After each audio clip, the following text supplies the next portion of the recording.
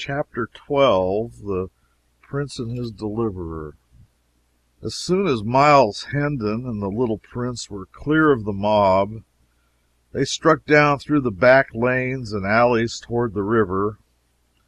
Their way was unobstructed until they approached London Bridge. Then they plowed into the multitude again, Hendon keeping a fast grip upon the prince's, no, the king's wrist. The tremendous news was already abroad, and the boy learnt it from 1,000 voices at once. The king is dead. The tidings struck a chill to the heart of the poor little waif and sent a shudder through his frame. He realized the greatness of his loss and was filled with a bitter grief, for the grim tyrant who had been such a terror to others had always been gentle with him. The tears sprang to his eyes and blurred all objects. For an instant he felt himself the most forlorn, outcast, and forsaken of God's creatures. Then another cry shook the night with its far-reaching thunders. "Long live King Edward the Sixth!" This made his eyes kindle and thrilled him with pride to his fingers' ends. "Ah," he thought, "how grand and strange it seems! I am king!" Our friends threaded their way slowly through the throngs upon the bridge. This structure, which had stood for 600 years and had been a noisy and populous thoroughfare all that time, was a curious affair. For a closely packed rank of stores and shops, with family quarters overhead, stretched along both sides of it, from one bank of the river to the other. The bridge was a sort of town to itself, and it had its inn, its beer houses, its bakeries, its haberdasheries, its food markets, its manufacturing industries, and even its church. It looked upon the two neighbors which it linked together, London and Southwark, as being well enough as suburbs, but not otherwise particularly important. It was a close corporation, so to speak. It was a narrow town of a single street, a fifth of a mile long.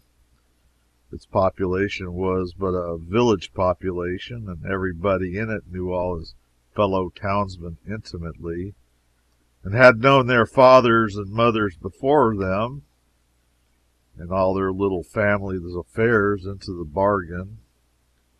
It had its aristocracy, of course, its fine old families of butchers and bakers and what not, who had occupied the same old premises for 500 or 600 years, and knew the great history of the bridge from beginning to end and all its strange legends, and who had always talked bridgy talk and thought bridgy thoughts and lied in a long, level, direct, substantial, bridgy way. It was just the sort of population to be narrow and ignorant and self-conceited. Children were born on the bridge, were reared there, grew to old age, and finally died without ever having set a foot upon any part of the world but London Bridge alone. Such people would naturally imagine that the mighty and interminable procession which moved through its streets night and day, with its confused roar of shouts and cries, its neighings and bellowings and bleatings, and its muffled thunder tramp, was the one great thing in this world, and themselves somehow the proprietors of it. And so they were, in effect. At least they could exhibit it from their windows, and did for a consideration, whenever a returning king or hero gave it a fleeting splendor. For there was no place like it for affording a long, straight, uninterrupted view of marching columns. Men born and reared upon the bridge found life unendurably dull and inane elsewhere. History tells of one of these who left the bridge at the age of 71 and retired to the country. But he could only fret and toss in his bed. He could not go to sleep. The deep stillness was so painful, so awful, so oppressive. When he was worn out with it, at last he fled back to his old home, a lean and haggard specter, and fell peacefully to rest and pleasant dreams under the lulling music of the lashing waters and the boom and crash and thunder of London Bridge. In the times of which we are writing, the bridge furnished object lessons in English history for its children, namely, the livid and decaying heads of renowned men impaled upon iron spikes atop of its gateways. But we digress. Hendon's lodgings were in a little inn on the bridge. As he neared the door with his small friend, a rough voice said, "So thou'rt come at last. Thou'lt not escape again, I warrant thee, and if pounding thy bones to a pudding can teach thee somewhat, thou'lt I'll keep us waiting another time, mayhap." And John Canty put out his hand to seize the boy. Miles Hendon stepped in the way and said, "Not too fast, friend. Thou art needlessly rough, methinks. What is the lad to thee?" "If it be any business of thine to make him meddle in others' affairs, he is my son." "'Tis a lie!" cried the little King, hotly. "Boldly said, and I believe thee, whether thy small headpiece be sound or cracked, my boy. But whether this scurvy ruffian be thy father or no, 'tis all one. He shall not have thee to beat thee and abuse, according to his threat. So thou prefer to bide with me?" I do. I know him not. I loathe him, and I will die before I go with him." "Then 'tis settled. There is not more to say." "We will see as to that!" exclaimed John Canty, striding past Hendon to get at the boy. "By force shall he—" "If thou do but touch him, thou animated offal, I will spit thee like a goose," said Hendon, barring the way and laying his hand upon his sword hilt. Canty drew back. "Now mark ye," continued Hendon, "I took this lad under my protection when a mob of such as thou would have mishandled him, mayhap killed him. Dost imagine I will desert him now to a worser fate? For whether thou art his father or no, in sooth to say, I think it is a lie, a decent swift death were better for such a lad than life in such brute hands as thine. So go thy ways, and be quick about it, for I like not much bandying of words, being not over patient in my nature."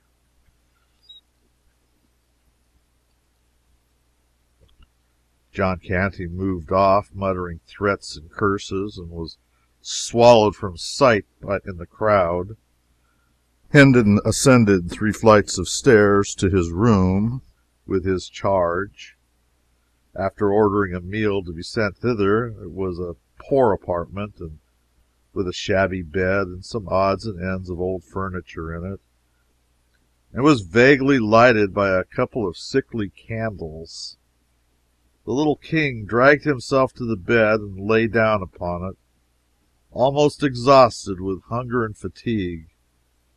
He had been on his feet a good part of a day and a night, for it was now 2 or 3 o'clock in the morning, and had eaten nothing meantime. He murmured drowsily, "Prayeth, call me when the table is spread," and sank into a deep sleep immediately.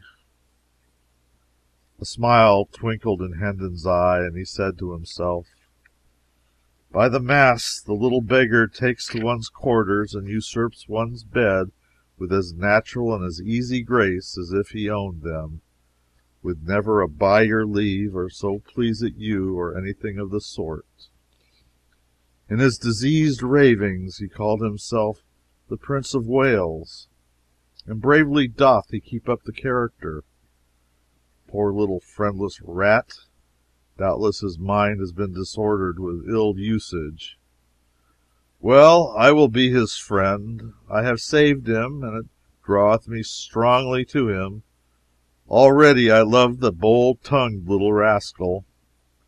How soldier-like he faced the smutty rabble, and flung back his high defiance. And what a comely, sweet, and gentle face he hath, now that sleep hath conjured away its troubles and its griefs. I will teach him. I will cure his malady. Yea, I will be his elder brother, and care for him, and watch over him, and whoso would shame him or do him hurt may order his shroud. For though I be burnt for it, he shall need it. He bent over the boy and contemplated him with a kind and pitying interest, tapping the young cheek tenderly and smoothing back the tangled curls with his great brown hand. A slight shiver passed over the boy's form. Hendon muttered, "See, now, how like a man it was to let him lie there uncovered, and fill his body with deadly rheums. Now what shall I do? 'Twill wake him to take him up and put him within the bed. He sorely needeth sleep." He looked about for extra covering, but finding none, doffed his doublet and wrapped the lad in it, saying, "I am used to nipping air and scant apparel. 'Tis little I shall mind the cold." Then walked up and down the room to keep his blood in motion, soliloquizing as before. His injured mind persuades him he is Prince of Wales. 'Twill be odd to have a Prince of Wales still with us, now that he that was the Prince is Prince no more, but King. For this poor mind is set upon the one fantasy, and will not reason out that now it should cast by the Prince, and call itself the King. If my father liveth still, after these 7 years that I've heard naught from home in my foreign dungeon, he will welcome the poor lad and give him generous shelter for my sake. So will my good elder brother Arthur, or my other brother Hugh. But I will crack his crown and he interfere, the fox-hearted, ill-conditioned animal. Yes, thither will he fare, and straightway too. A servant entered with a smoking meal, disposed it upon a small deal table, placed the chairs, and took his departure, leaving such cheap lodgers as these to wait upon themselves. The door slammed after him, and the noise woke the boy, who sprang to a sitting posture and shot a glad glance about him, and then a grieved look upon his face, and he murmured to himself with a deep sigh, "Alack, it was but a dream! Woe is me!" Next he noticed Miles Hendon's doublet, glanced from that to Hendon, comprehended the sacrifice that had been made for him, and said gently, "Thou art good to me, yes, thou art very good to me. Take it and put it on. I shall not need it more." Then he got up and walked to the washstand in the corner and stood there waiting. Hendon said in a cheery voice, "We'll have a right hearty sup and bite now, for everything is savory and smoking hot, and that and thy nap together will make thee a little man again, never fear." The boy made no answer, but bent a steady look that was filled with grave surprise, and somewhat touched with impatience, upon the tall knight of the sword. Hendon was puzzled, and said, "What's amiss?" "Good sir, I would wash me." "Oh, is that all? Ask no permission of Miles Hendon's for aught thou cravest. Make thyself perfectly free here, and welcome, with all are his belongings." Still the boy stood and moved not. More, he tapped the floor once or twice with his small impatient foot. Hendon was wholly perplexed. Said he, "Bless us, what is it? Prayeth, pour the water, and make not so many words."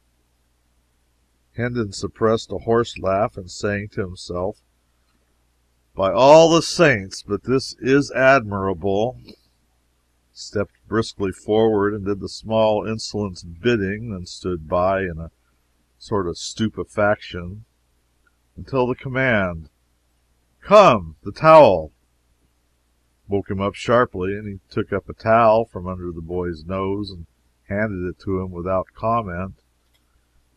He now proceeded to comfort his own face with a wash, and while he was at it, his adopted child seated himself at the table and prepared to fall to. Hendon dispatched his ablutions with alacrity, then drew back the other chair and was about to place himself at table when the boy said indignantly, "Forbear! Wouldst sit in the presence of the King?" This blow staggered Hendon to his foundations. He muttered to himself, "Lo, the poor thing's madness is up with the time. It hath changed with the great change that is come to the realm. And now in fancy is he king. Good lack, I must humor the conceit, too. There's no other way. Faith, he would order me to the Tower, else." And pleased with his jest, he removed the chair from the table, took his stand behind the King, and proceeded to wait upon him in the courtliest way he was capable of. While the King ate, the rigor of his royal dignity relaxed a little, and with his growing contentment came a desire to talk, and he said, "I think thou callest thyself Miles Hendon, if I heard thee aright?" "Yes, sire," Miles replied, then observed to himself, "If I must humor the poor lad's madness, I must sire him, I must majesty him. I must not go by halves. I must stick at nothing that belongeth to the part I play, else shall I play it ill, and work evil to this charitable and kindly cause." The King warmed his heart with a second glass of wine, and said, "I would know thee. Tell me thy story. Thou hast a gallant way with thee, and art nobly born." "We are of the tail of the nobility, good your Majesty. My father is a baronet, one of the smaller lords by knight service, to Sir Richard Hendon of Hendon Hall, by Monk's Holm in Kent." "The name has escaped my memory. Go on, tell me thy story." "'Tis not much, your Majesty, yet perchance it may beguile a short half hour for want of a better. My father, Sir Richard, is very rich and of the most generous nature. My mother died whilst I was yet a boy. I have two brothers.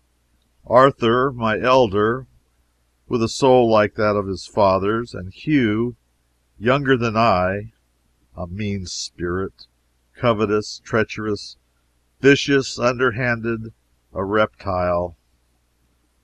Such was he from the cradle.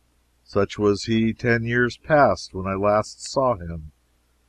A ripe rascal at 19, I being 20 then, and Arthur 22.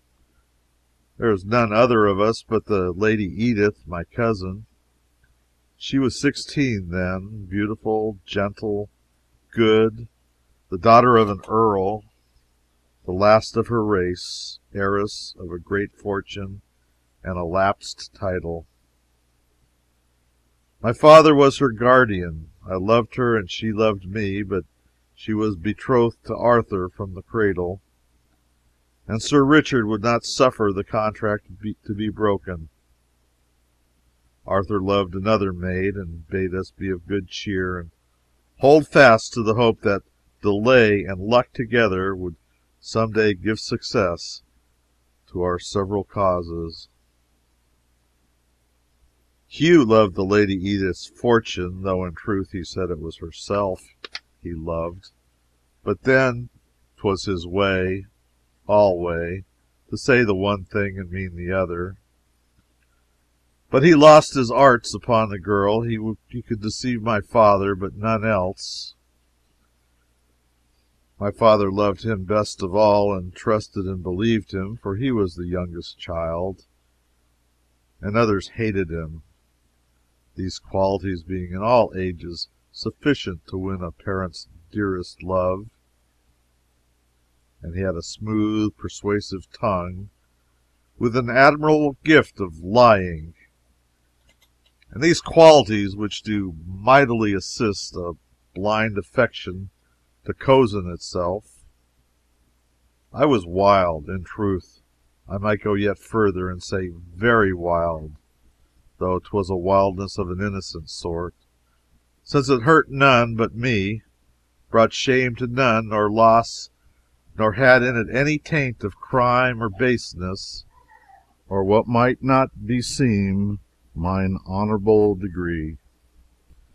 Yet did my brother Hugh turn these faults to good account, he seeing that our brother Arthur's health was but indifferent, and hoping the worst might work him profit were I swept out of the path. So, but 'twere a long tale, good my liege, and little worth the telling. Briefly, then, this brother did deftly magnify my faults and make them crimes, ending his base work with finding a silken ladder in mine apartments, conveyed hither by his own means, and did convince my father by this, and by suborned evidence of servants and other lying knaves, that I was minded to carry off my Edith and marry with her in rank defiance of his will. 3 years of banishment from home and England might make a soldier and a man of me, my father said, and teach me some degree of wisdom. I fought out my long probation in the Continental Wars, tasting sumptuously of hard knocks, privation, and adventure. But in my last battle I was taken captive, and during the 7 years that have waxed and waned since then, a foreign dungeon hath harbored me.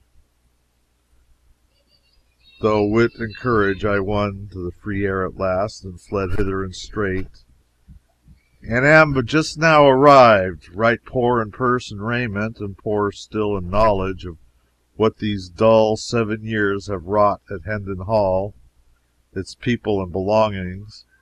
So please you, sir, my meager tale is told. Thou hast been shamefully abused, said the little king, with a flashing eye. But I will right thee, by the cross will I, and the king hath said it. Then, fired by the story of Miles' wrong, he loosed his tongue and poured the history of his own recent misfortunes into the ears of this astonished listener. When he had finished, Miles said to himself, Lo, what an imagination he hath! Verily, this is no common mind, else crazed or sane, it could not weave so straight and gaudy a tale as this out of the airy nothings withal it hath wrought this curious romaunt. Poor ruined little head, it shall not lack friend or shelter whilst I bide with the living. He shall never leave my side. He shall be my pet, my little comrade, and he shall be cured, aye, made whole and sound. Then will he make himself a name, and proud shall I be to say, Yes, he is mine. I took him, a homeless little ragamuffin, but I saw what was in him, and said his name would be heard some day. Behold him, observe him.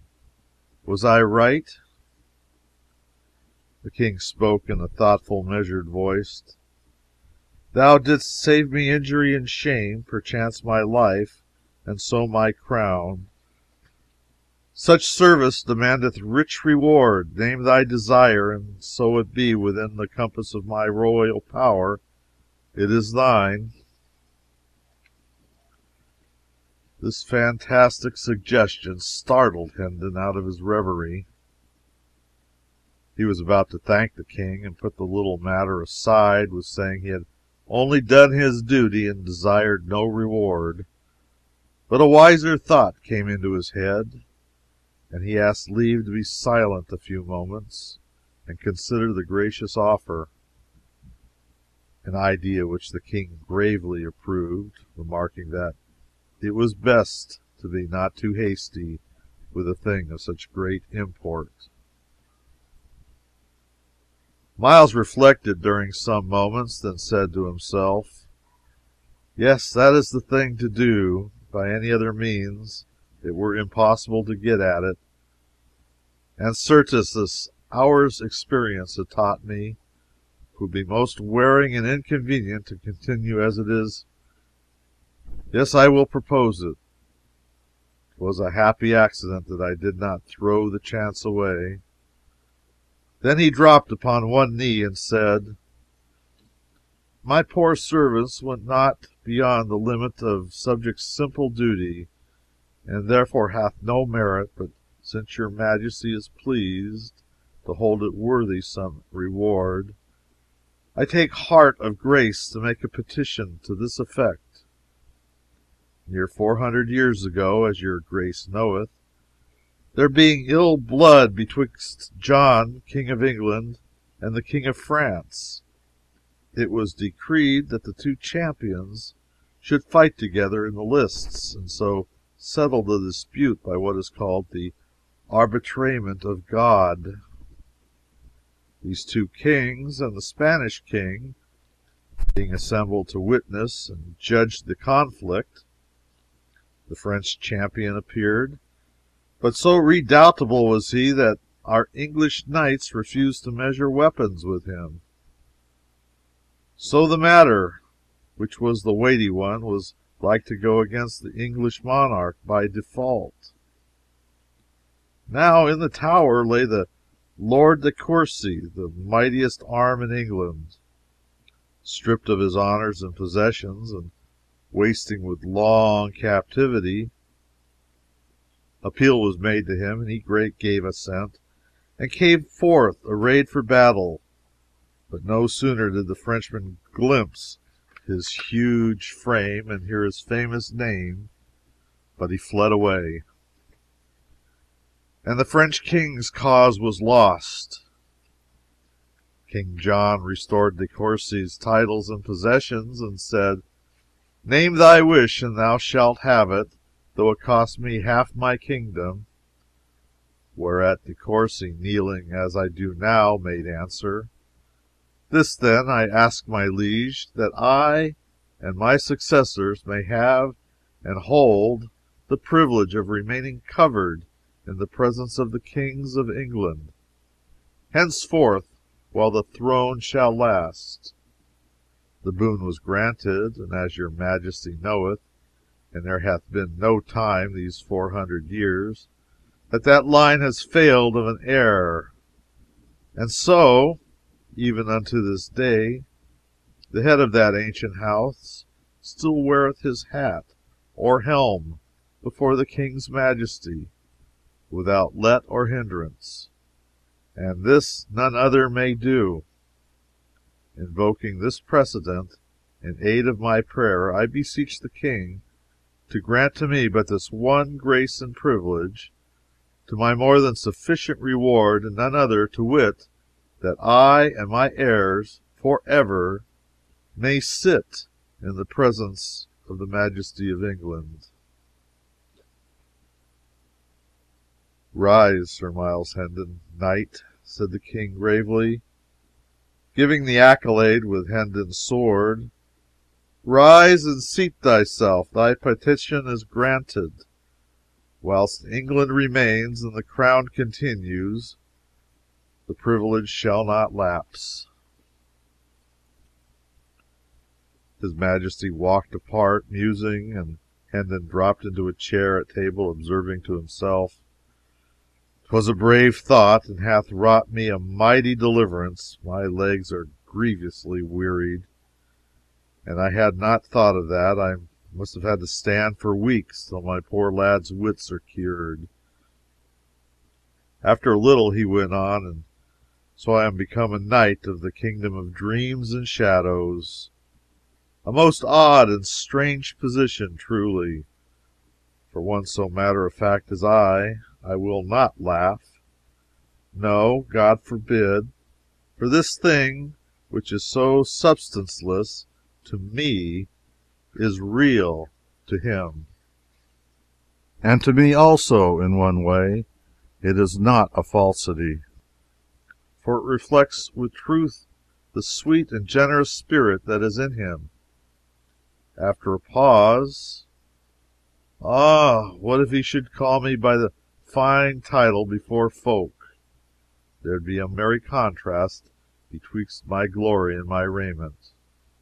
But no matter, let him call me what he will, so it please him, I shall be content."